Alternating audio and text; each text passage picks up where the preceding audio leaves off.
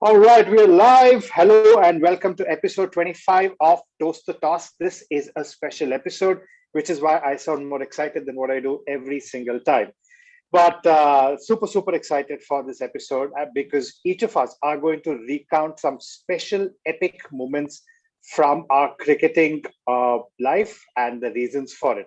But before we get there, let's start by congratulating the under 19 Indian team for their mammoth victory at the World Cup, early morning India time, last night or last evening West Indies time. I think this team proved that against every obstacle which was thrown at them, they emerged victorious, and they've given us a lesson which says control the controllables and not worry about something which is not in your hand. Now, the second thing which we also want to do is to show gratitude and acknowledge. So, a quick thank you to all the panelists who are here today, the panelists who were a part of the show, all the episodes in the past, and also to our viewers and supporters who are the reason why we do this week in, week out. So, thank you, everybody. Without your inputs, the panelists are the soul of the show. The audience is the reason why we do this show. So thank you everybody for your support, love, and please continue to shower that on us. The third and the most important is the publicity team, right?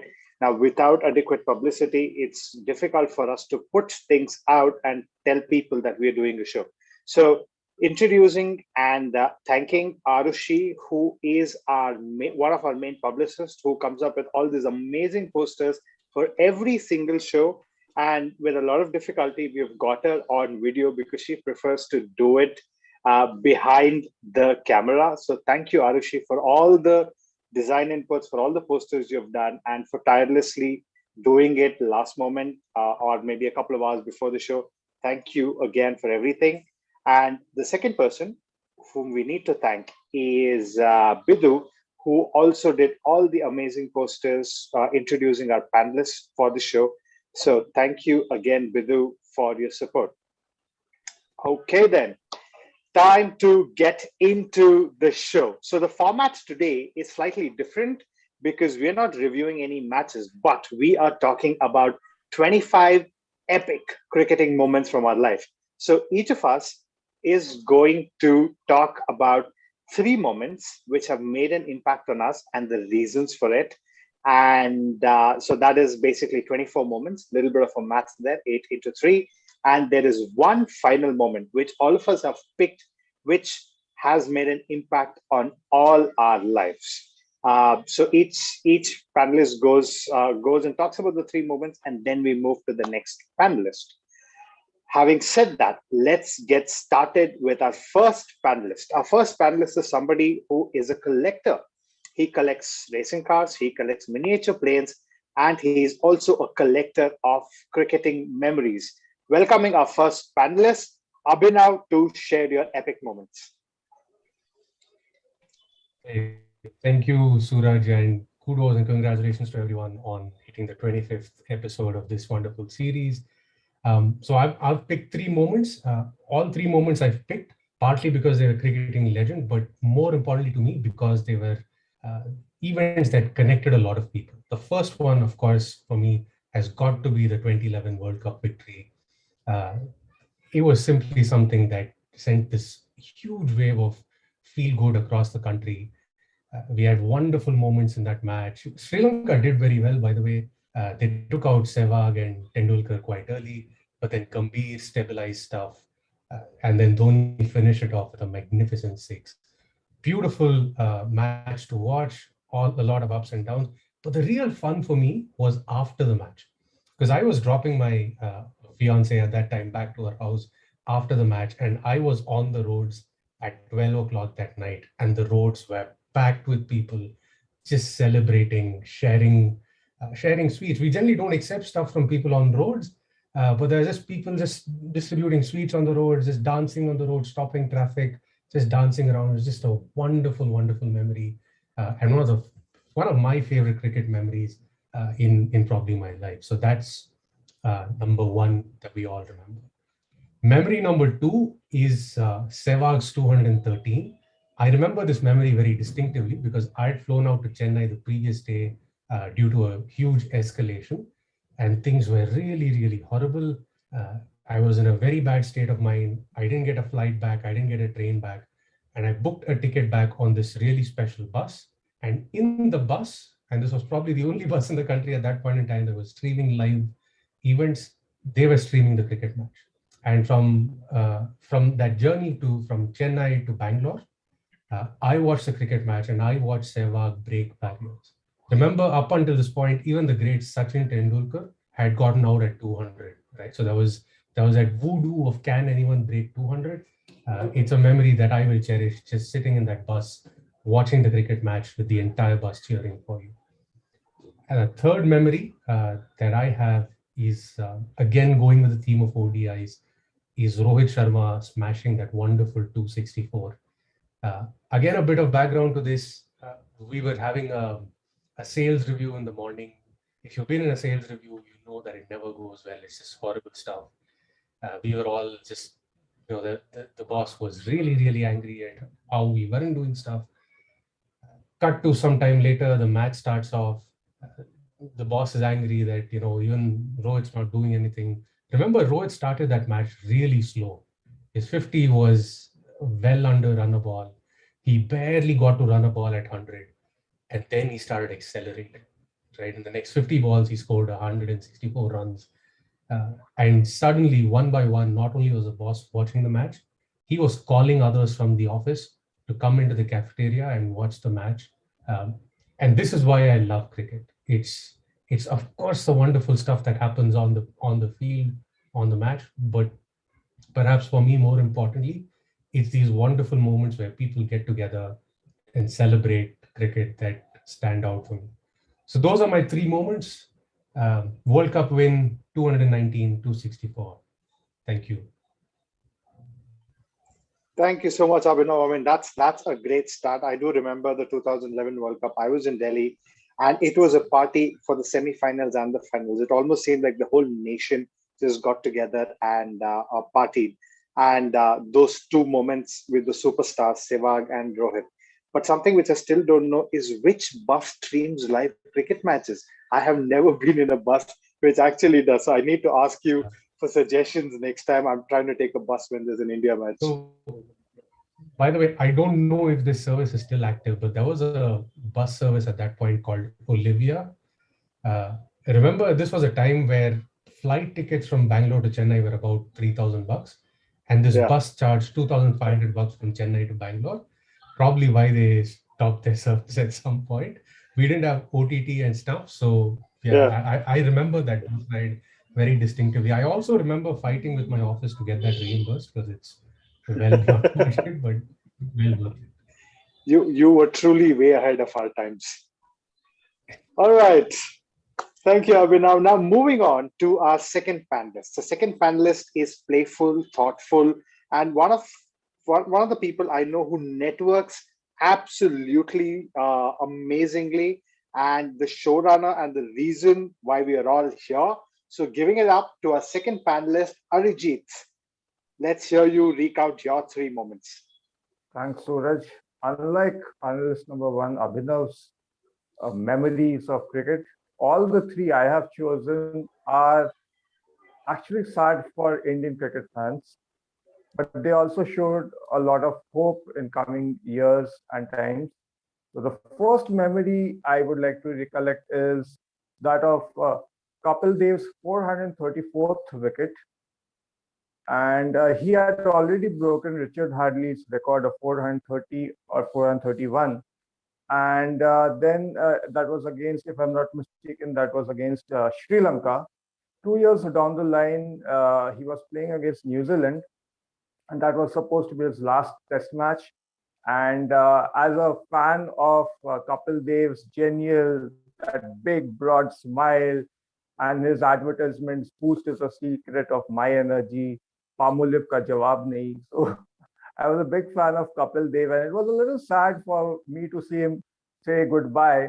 But at that point of time, Indian sports in any level wasn't at the height of anything. Like we also had Pakistani squash players like Jahangir Khan and Jamshed Khan, who used to top the rankings.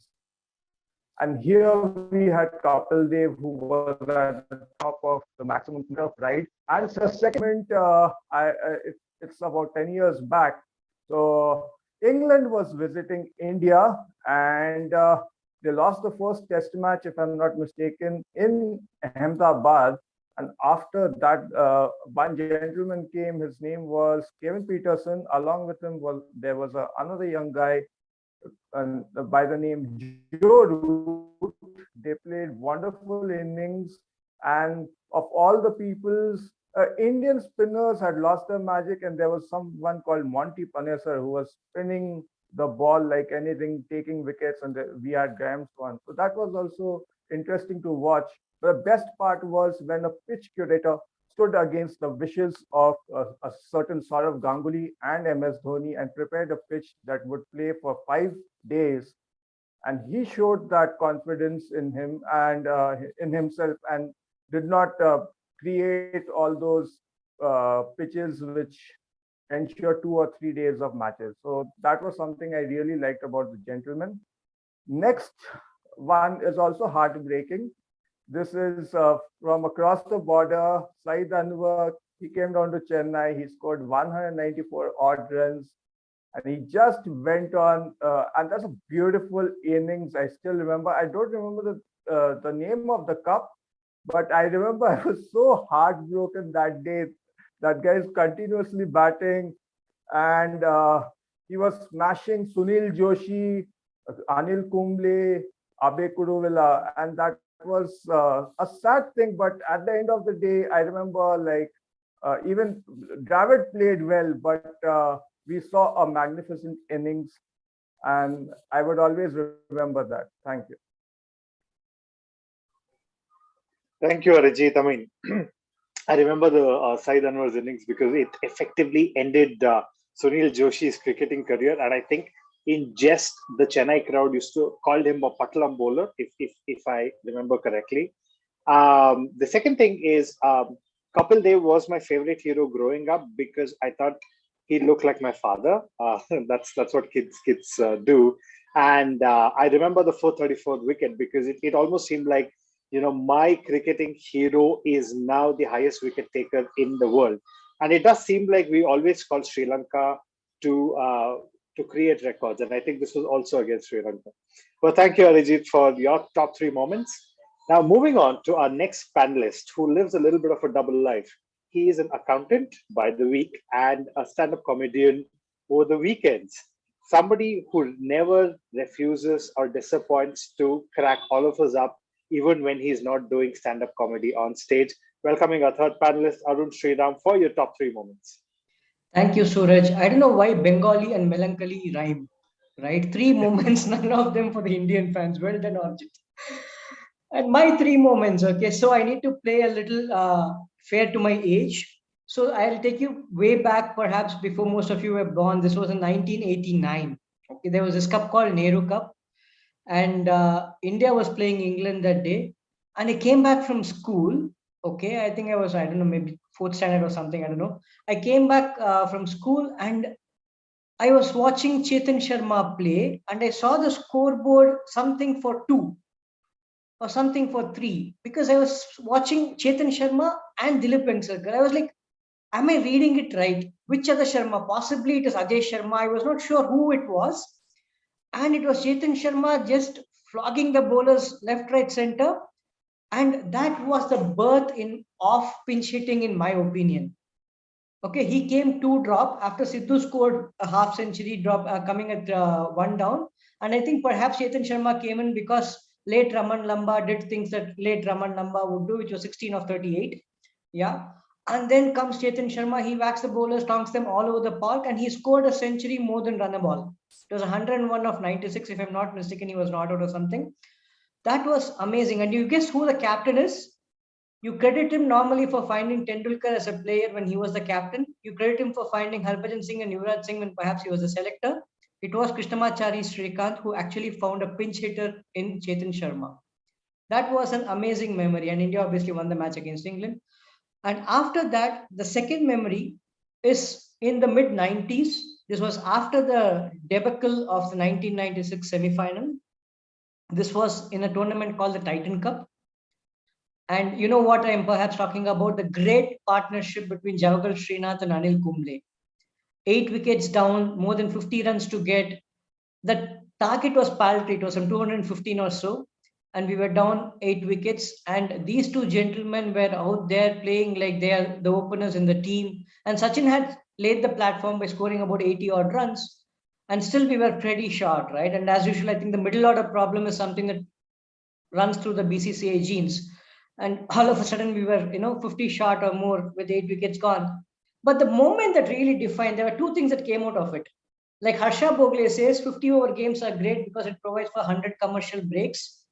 And therefore, that match, because we were 8 down and we still won, ever since all Indian fans like, do you remember Srinath Kumble? Let's not hope. We will watch the match.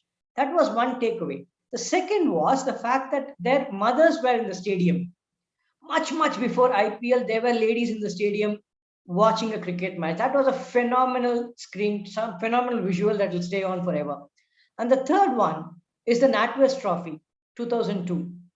Just before that, India had kind of, there was a match when England won and Flintoff took off his t-shirt and ran all over Wankhede or Brabourne. I don't know which stadium, I think it was Wankhede. And then 2002 final, we all know what happened. Nazar Hussain's led side cracked the 300 mark. Again, India started well, 1 for 106, middle order debacle. Suddenly we had 150 runs plus with 5 wickets in hand.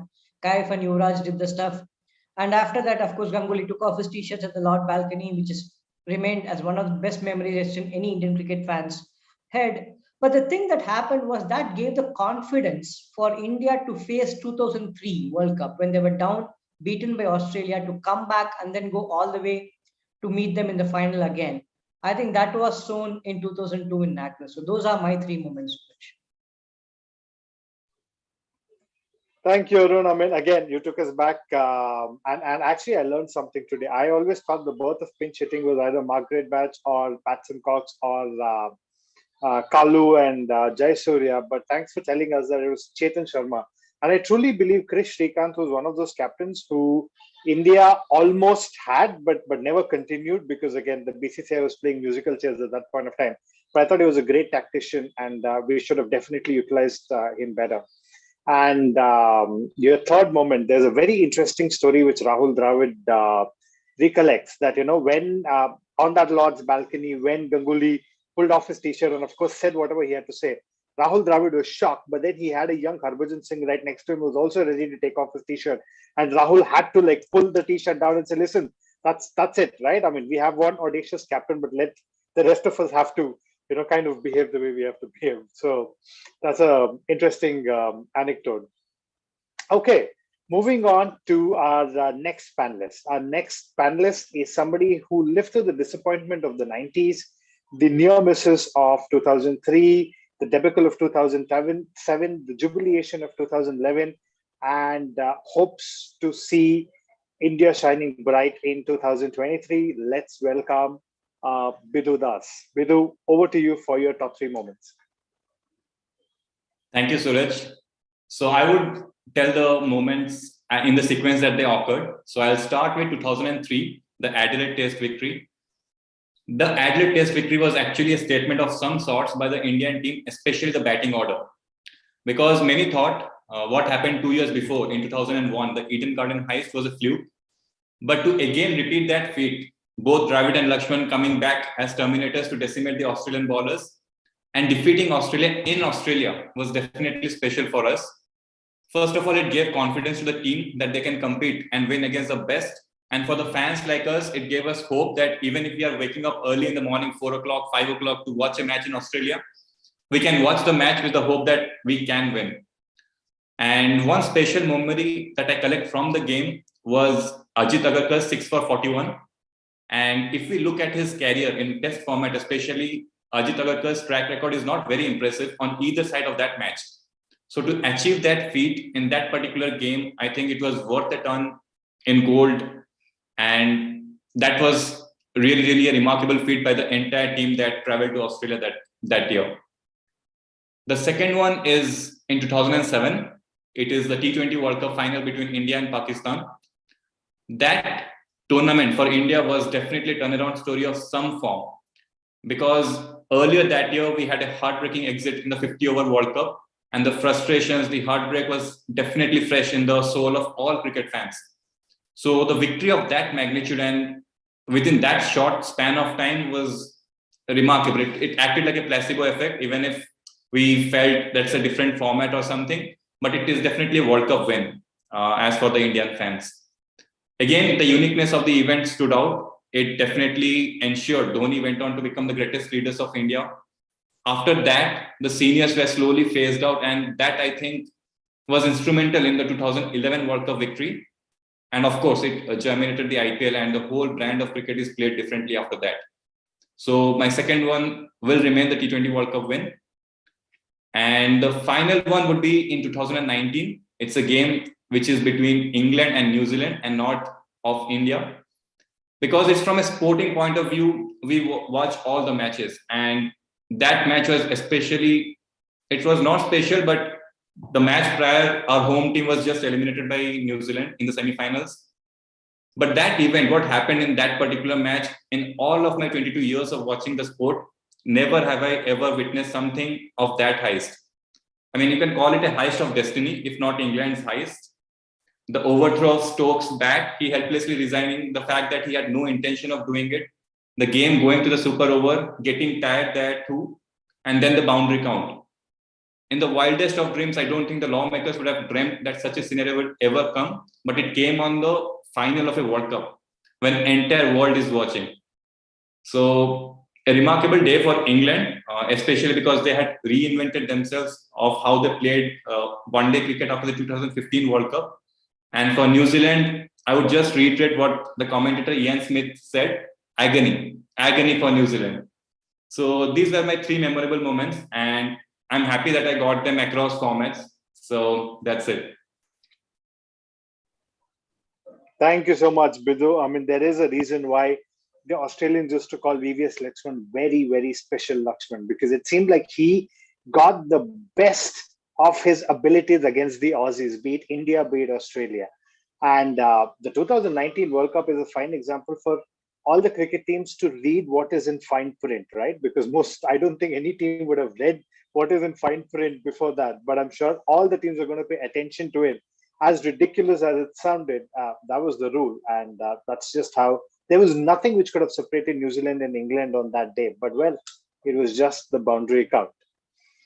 All right, moving on to our next panelist. There are some people who are jack of all, master of none. And then there are some people who watch all sports and are master of all sports. Welcoming our next panelist, Tejas, to share his top 3 moments. Thank you, Suraj. Congratulations to everyone. The 25th episode of Toast to Task. I think it's going on wonderfully well. And hopefully we'll have many, many more episodes in future. So I'll share my moments in the descending order. I'll start with number 3. 2005 Ashes. That itself is a moment in the history of cricket, isn't it? And there was one gentleman that Arijit mentioned played one of the best innings in 2012 against India. I think the seeds of it were sown in 2005 when he was introduced into the English cricket team. He came into the team under controversial circumstances because of his heritage from South Africa, and he moved to England to prove a point, saying that you've lost out on someone really special. And to see him play that innings of 158 with the Ashes on the line at the Oval, the 5th Test match, it was incredible. It was nothing like anything that I've seen till then, because when you have a match, when you have the Ashes on the line and you just have to draw the match, what you do is you just play the time, right? No, that's not what KP did. He scored 158 at a strike rate of 80 with the company of Ashley Giles, and he cross-batted down the ground the greatest fast bowler ever, Glenn Mcgrath, when the Ashes is on the line. It is just incredible. And he had the audacity to sweep Shane Warne from leg stump to mid-wicket boundary. Again, Ashes on the line. It's just incredible. The man, he came out with a different mindset altogether. Gave a real meaning to that English side who were battered and bruised over the years by the Australians, especially when it came to Ashes. I think the 2005 Ashes probably will go down as one of the best Test series ever. Of course, I also rate 2001 India Australia as one of the best ever, but I think Ashes and 2001, I think they are joint top for me. But the arrival of someone as extravagant and flamboyant as KP to serious Test cricket was one of the top moments of cricketing history. The number two was a tough one. I just wanted to go in with, there were a few options over there, but I wanted to go with Perth 2007, India versus Australia. Keeping all the controversies aside from Sydney, what all happened at Sydney, it wasn't pleasant, and India wanted to just withdraw from the tour and come back. But I feel Perth 2007 was the most complete Test match that India played, tactically and as well as skill-wise, because Perth till 2007 was expected to be a fast bowling paradise. But we went in with the usual combination, stuck to our strengths, and had a spinner and 3 fast bowlers and a part-time off spinner called Virendra Sehwag at the top. So we went in with a normal combination, believing in our strength, and played the complete match. Again, to just paraphrase what Anil Kumble said at the end of the Sydney Test match, throughout the whole series, only one team played in the spirit of the game, and we all know which team that was. So it was that particular line and Perth whole Test match, the complete Test match, right, is the number 2 moment for me. And I also want to add that special things happen when previous Lakshman bats at 3 against Australia. It always has. So that's my number 2. And number 1 for me is the greatest one-day series ever. It was South Africa versus Australia 2006. Every single match, if you watch, is like an highlight reel. Top quality stuff, top fielding, top bowling effort, top run out from AB de Villiers to get Simon Catich out overhead. It was just too magical. But I think the whole series hit a crescendo when series was locked in at 2-2 at the Joburg one day, where Australia scored 434 and they thought, this is it, right? We have won this one-day series, and South Africa have choked again at 2-2. They were 2-0 up, by the way, in the series. They gave away 3rd and 4th ODI, and 5th. Everyone thought, oh, okay, this is a classic South Africa. They're going to lose this. And at 3-for-1, when Brackett took Butadipana's wicket, everyone thought, yeah, this is it. But then what followed was the greatest run chase ever. And in the rest is history. I think for Mark Boucher, who is the current South African coach, to face Brett Lee at his pomp and flick him over the mid-on for a 4, and rest is history. This incredible moment. The whole series was of top quality, and it just opened my eyes up to newer possibilities in this game that I love. So these were the top 3 moments for me. Thank you so much, Tejas. I mean, your second moment reminds me of a word which in India is just commonly used, which became a much debated word down under, right? The word monkey, which I don't think Harbhajan said. He said something which in our opinion was much more, much more deeper, but that caused a controversy. And of course, Steve Buckner's umpiring errors, that series had a separate show reel on Steve Buckner's umpiring errors. Now, the 438 match, also, I mean, when I was reading Herschel Gibbs' autobiography, he was very thankful that South Africa chose to bowl because he was hungover. He was so badly hungover the previous night, and he was doing what he was most famous to be known. For whatever happened, when he came back to bat in the second innings, it seemed like he saw the ball like a football, and man, that 175 kind of, was the broke the back of that run chase. But yeah, I can still go back and watch that 438. It's an incredible one-day match. I don't think there'll be one ever in the future. But I'm happy to be proved wrong. But till date, I think that's the greatest one-day match. All right. Now, before we move to our next panelist, there is a special message from somebody who's watching our show live, and this is from Aditya Damodaran GR. So he says, thanks for those memories, Arun sir. You have to sign off Ganguly Natwest style now, right? So Arun Damodaran, if you're watching us, please do wait till the end of the show, and we are pretty positive that Arun is not going to disappoint you. We will leave you with an indelible memory, Aditya.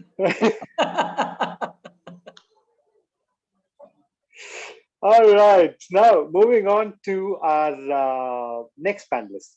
Now, next panelist is somebody who was a blurry-eyed 8-year-old boy when Kapil Dev lifted the 1983 World Cup. I'm still envious that he was able to watch it live. I wasn't, because I was born 2 years later.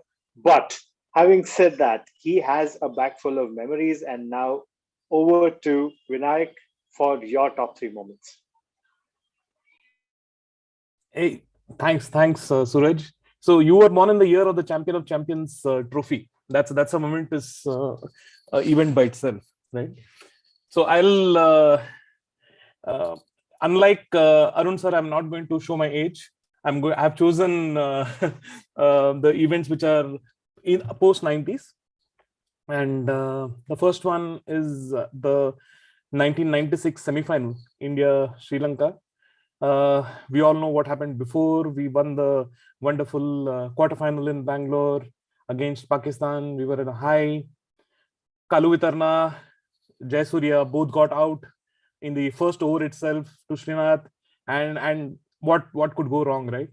But Arvinda and Mahanama, Ranatunga stabilized, but still the total was 251, which was considered par or below par, and we started well. Sachin hit his 66. I don't remember exactly, but he had like a 50 plus for sure, and we were all going great. And then the stumping happened, and then the slide, right? the great middle order slide that we had. From in the next 30-40 runs, we lost some 6-7 wickets.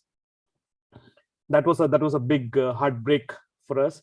96 was when one of the I was watching the match alone. At that time, I didn't have I was in between. We had just moved to a new place, and not many friends are there, so I was watching it alone. But with all band bajas, and I had a lot of preparations done. But it was a major heartbreak for me in the semi-final. What happened? That was the first one, and that's the last of the heartbreaks for us. I promise not to have any more heartbreaks. So the second and third one are slightly more personal for me. 1998 Desert Storm. We all know what happened there, but it was also, the Desert Storm happened a week before my marriage, and here it was. Everybody was getting ready for it, preparing for it, and I was watching, telling them like, okay, get away from the TV, let me watch the match. Some magic is happening there. And we all know what happened in the match itself. We had to qualify under a certain with a certain run rate, and we managed to do that courtesy the brilliant magical knock by Sachin. That's my second moment. The third moment is 2001 Eden Gardens Kolkata match. Again, nobody needs to be reminded of what happened there. I had a hernia operation that during that match, and the second day, the first day, I saw the Australian batting and was disappointed because they had done really well, and I missed the second day because that was the day of the operation. The third day I was still recovering. Fourth day was when I could watch the entire day from my hospital bed, and boy, that was something. Nobody expected us to play the entire day out, and it was magic, right? And the fifth day, of course, was the icing on the cake with us winning and all, breaking the 16 test winning streak of the Australians. Yeah, so those are my three moments. Thank you, Vinayak. But before I add on to what you said, there is Arijit is really curious. He wants to know how old were you when you were married. You can choose not to answer that question. But... Yeah, I was 22. I got married pretty early. Oh man, okay. Barely legal, or maybe 1 year after being legal. All right, just going back to your moments, right? I mean, that 2001 definitely changed the mindset. I don't think anybody after that has ever enforced to follow on, right?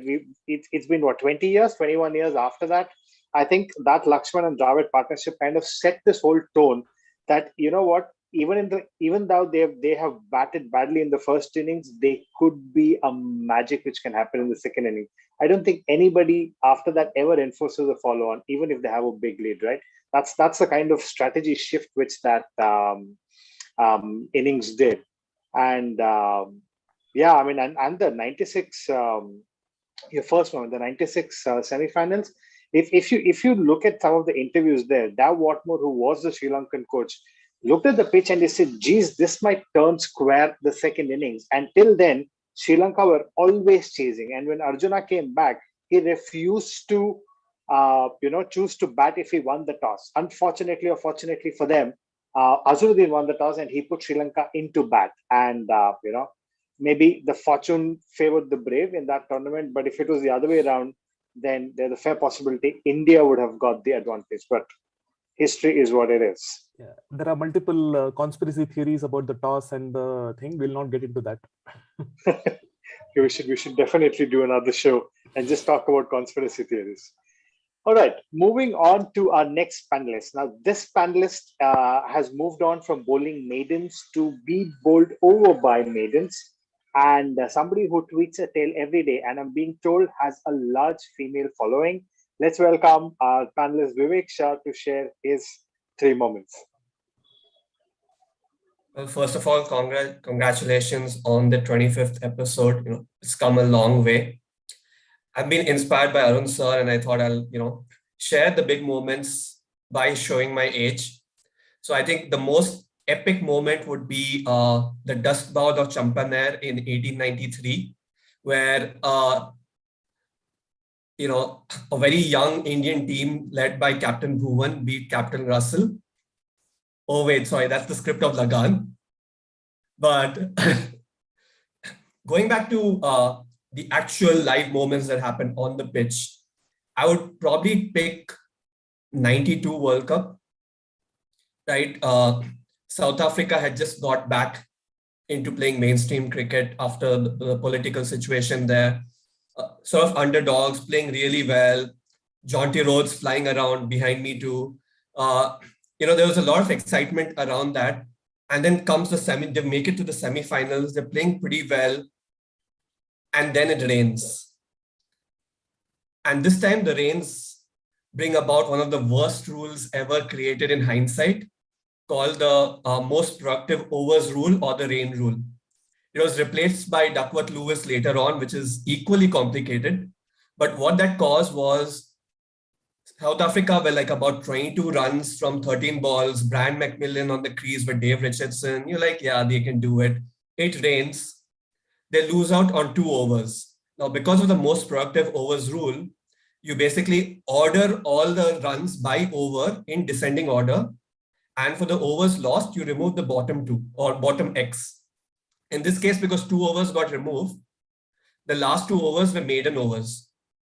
So the runs from those overs were removed, which basically meant when Brian McMillan came back on the pitch, South Africa needed 22 runs from 1 ball. Obviously heartbreaking. He played it for a single and just walked off in a half.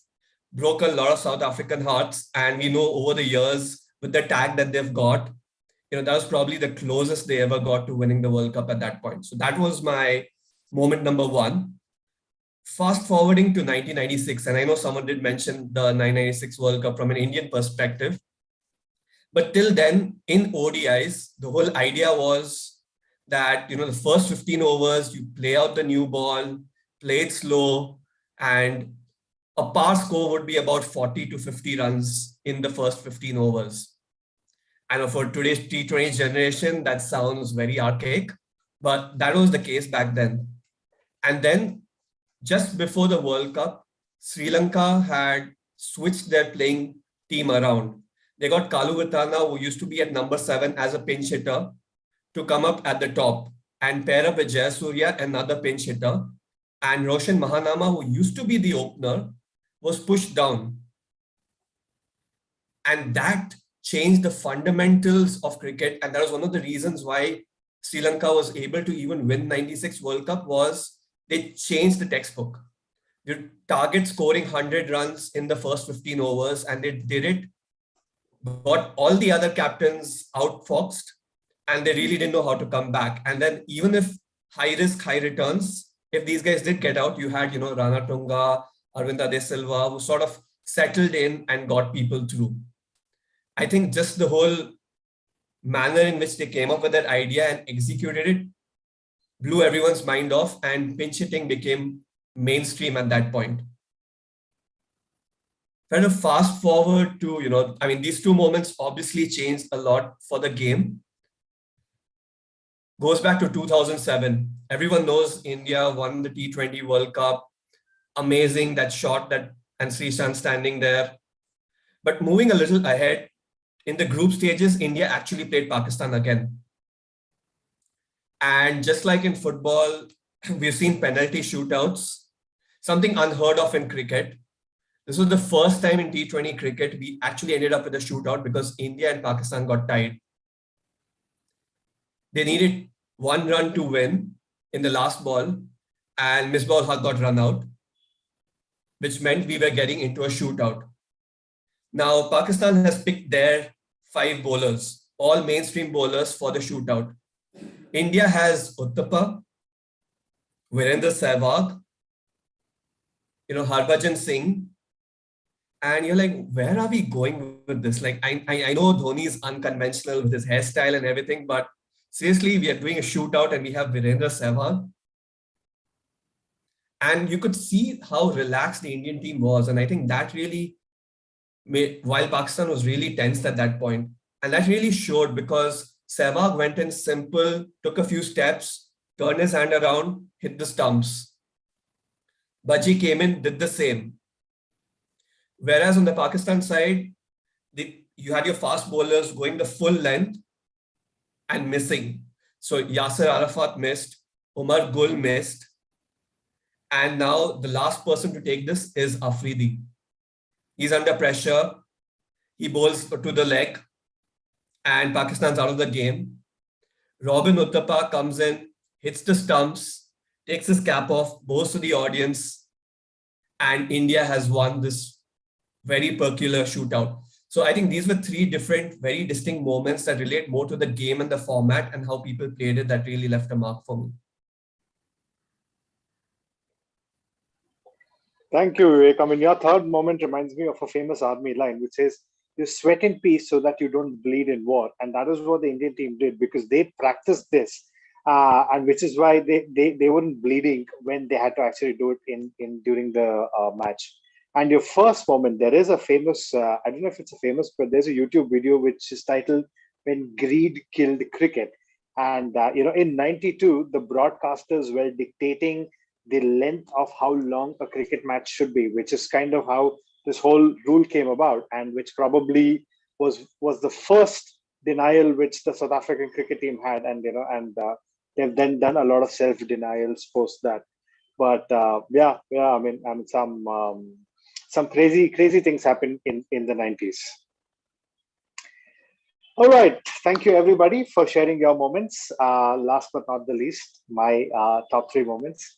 So let me start with, what do I start with? I'll start with 1999, the second semi-final between the South Africans and the Aussies. From the taking on from where Vivek left, right? I mean, there was a certain sentiment at home in terms of how unfortunate South Africa was, and that sentiment kind of built into me. And I saw them losing the quarterfinals in 96, and I keenly followed the South African team. So come 1999, there was that famous drop catch by Gibbs in the quarterfinals, and somehow South Africa was still in the semi-finals. Last over, Damien Fleming, Lance Klusener batting. South Africa needed 9 out of 6 balls, and Lance Klusener was in a zone, right? He bludgeoned the first 2 balls from Damien Fleming to the boundary. South Africa need 1 from 4. What could go wrong? They just had 1 wicket left. Third ball, Lance Klusener tries to steal a single. They somehow survive from not getting run out. And then before that, I think Steve-O had called all the fielders in, and they were trying to save a single. I don't know what happened. Lance Klusener, Alan Donald did not have a mid-pitch conference after the near run-out miss in the third ball. Fourth ball, Klusener hits it down the ground, runs. Donald is ball watching, and then that run out, and South Africa crashes out of semis. That to me was heartbreak, right? I mean, it was jubilation and severe anguish in a space of four balls, right? When I was sitting up hoping, and I was so happy that South Africa were making it to the finals finally, and then they crashed out. So that is one my top moment. Now, the second moment is jubilation, right? And this can get a little spiritual. This is the 1996 quarterfinals, India versus Pakistan, happening in Chinnaswamy Stadium, Bangalore.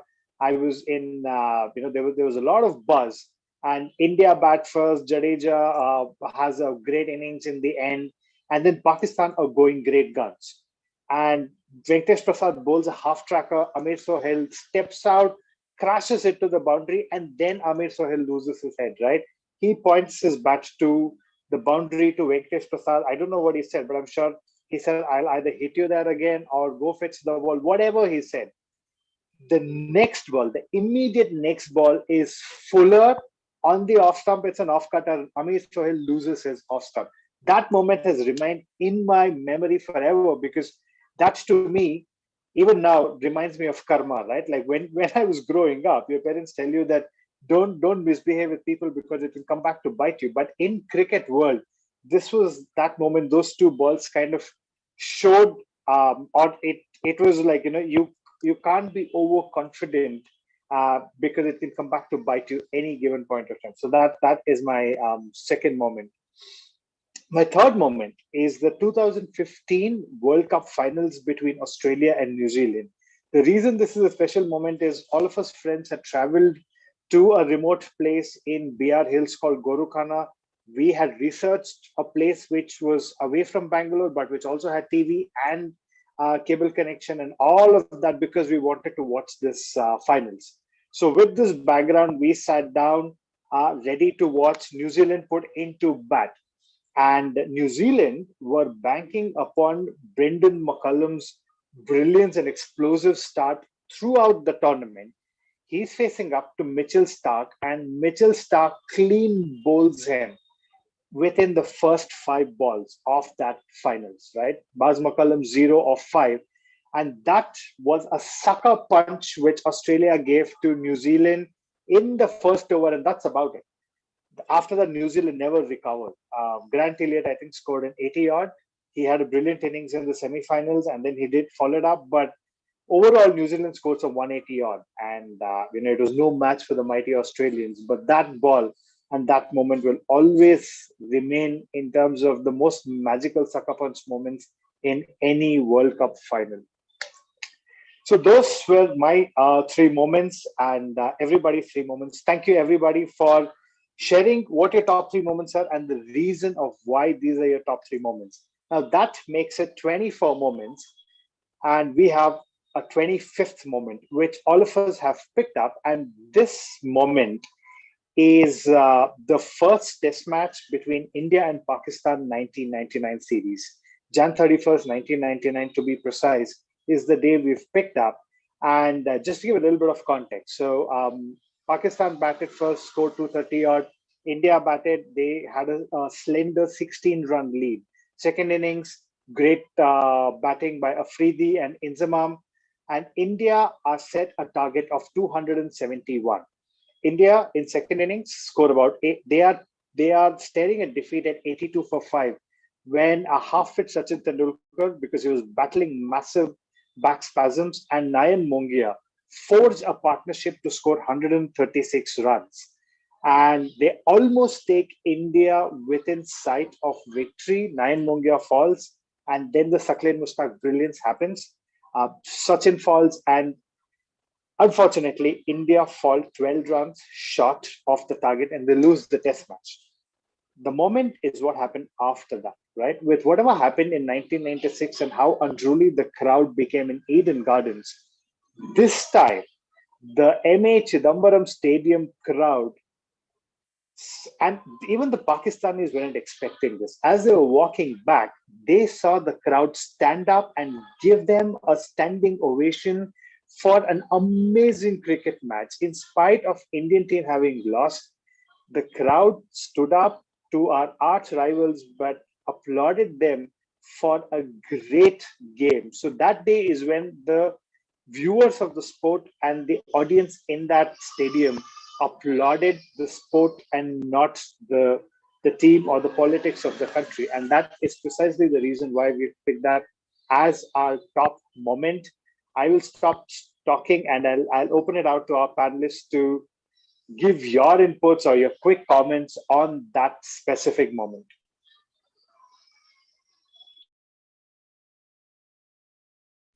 I can go, Suraj. Yeah. So you can hear me, right? Yeah. So I think for me that was very special because I think I watched one of those days. I think when Sadakopan Ramesh was opening in that match and he was toying with Saklain Mushtaq, and he was like, I know every grass blade of MAC, so it doesn't matter who's bowling to me. And he scored I think 30 or 40 runs, which was great. And the final day, right? Nobody expected this. Like you said, it was disadvantage India, then advantage India, and then Sunil Joshi followed 9 Mungia and all of that, and slowly the wickets were tumbling. But seriously, to see that it didn't matter whether you were in the stadium or outside of it, it was an absolute goosebump moment. Until date, I think it's regarded as one of the most celebrative moment for the sport than anything else. So yeah, I think it is super special that way. I have one memory of that particular match. I was at my maths tuition and my teacher, she was watching the match while she was teaching us. And then India lost and she started crying. And we were actually telling her, no, that it's okay, it happens, we are not a great team and all that. And then when the audience started cheering, and that was something we could not believe, like something like that happening, given the kind of bad blood India and Pakistan share. But and that made her so happy. And she actually hailed from Chennai and she was teaching us in Bombay. And she really, and within moments, her entire sentiment changed. So that was very beautiful. One beautiful memory I have of that.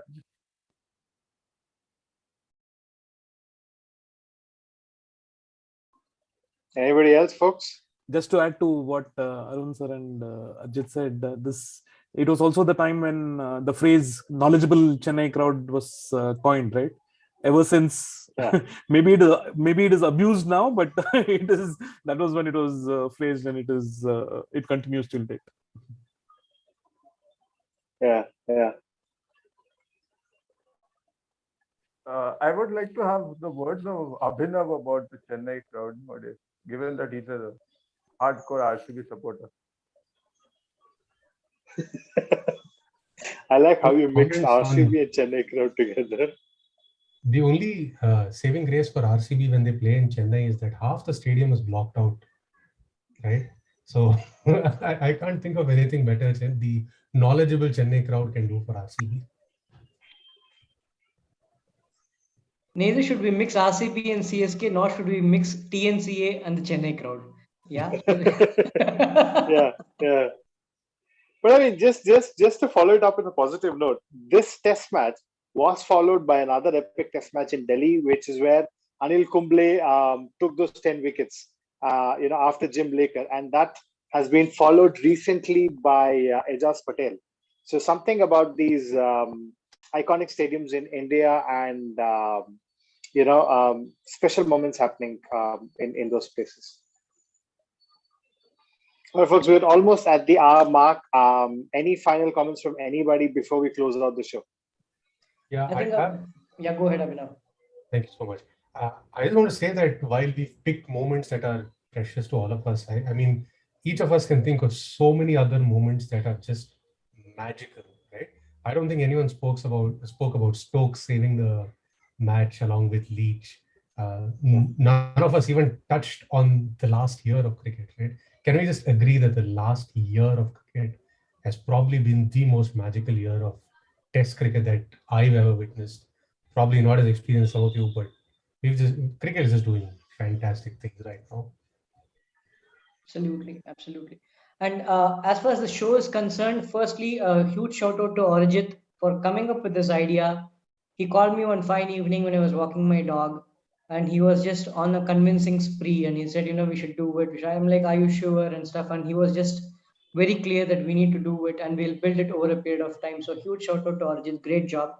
And after the first few episodes, when I was hosting it and then Suraj took over, it's been a delight to watch you host and grow in this, Suraj. So kudos to you as well, and all the panelists for sticking to it. 25 episodes, Silver Jubilee, phenomenal. We should soon get some sponsors and somebody from outside as well as guests, so that way we can build our live viewership as well. So I think great going, and let's just stick to this and continue the great show. Thank you so much, Suraj, Arjit, and every other panelist.